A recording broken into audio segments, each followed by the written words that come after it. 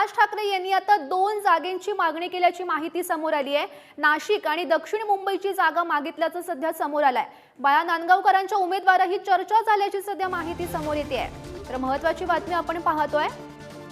तर राज ठाकरे आणि अमित शहा यांच्यामध्ये खरं तर दिल्लीत चर्चा झालेली होती आणि त्यामधूनच ही माहिती सध्या समोर आल्याचं आपल्याला पाहायला मिळत आहे। राज ठाकरे यांनी 2 जागांची सध्या मागणी केल्याची माहिती आपल्यापर्यंत पोहोचते आहे आणि यामध्ये नाशिक आणि दक्षिण मुंबईची त्यांनी जागा मागितल्याची सुद्धा माहिती समोर येते आहे। तर बाळा नांदगावकरांच्या उमेदवारीवरही सध्या चर्चा झाल्याची माहिती समोर आल्याचं पाहायला मिळत आहे।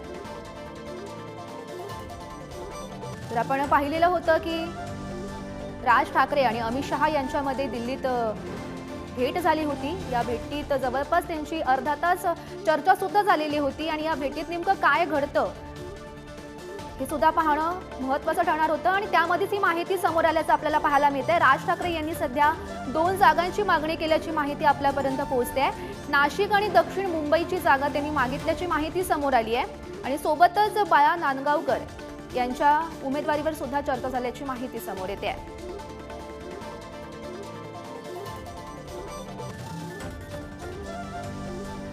तर मनसे आता तर या संदर्भात माहिती देत आहेत आमचे प्रतिनिधी श्रेयस सावंत सध्या आपल्या सोबत आहेत। श्रेयस, महत्त्वाची बातमी आपण पाहतोय। राज ठाकरे आणि अमित शहा यांच्यामध्ये खरं तर चर्चा झालेली होती, त्यातूनच ही माहिती समोर आली आहे। राज ठाकरे यांनी 2 जागांची मागणी केल्याची माहिती आपल्यापर्यंत पोहोचते आहे। खऱ्या अर्थानं आपण बघतो तर राज ठाकरे आताच मुंबईत पोहोचलेले आहेत, पण त्याच्या अगोदर जी बैठक झाली त्याच्यात 2 जागांची मागणी झाली, एक तर शिर्डी आणि एक तर दक्षिण मुंबई। या दोन्ही जागांची मागणी खऱ्या अर्थानं राज ठाकरे यांनी अमित शहा यांच्याकडे केली आहे। एक वेगळी गोष्ट आपल्याला आता या चर्चेतून अशी कळते की एक चर्चा अशी झाली आहे की दक्षिण मुंबईच्या जागेवर एक तरुण, तडफदार आणि वेल एज्युकेटेड उमेदवार द्यावा अशी मागणी भारतीय जनता पार्टीची आहे।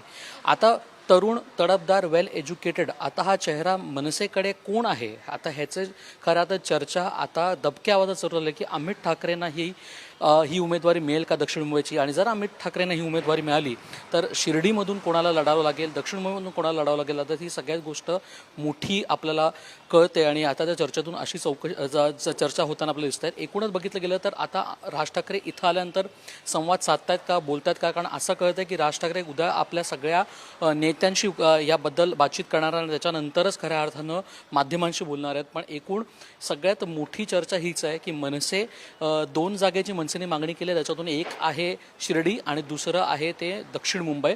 दक्षिण मुंबई जागेवरून अशी चर्चा रंगते की एक तरुण आणि तडफदार नेतृत्व किंवा उमेदवार तिकडे मिळाला पाहिजे आणि तो जो उमेदवार असेल तर मग ती सीट कोणाला मिळेल, आता त्याकडे सगळ्यांचं लक्ष लागलं गौरी। नक्की श्रेयस, धन्यवाद दिलेल्या या माहितीसाठी।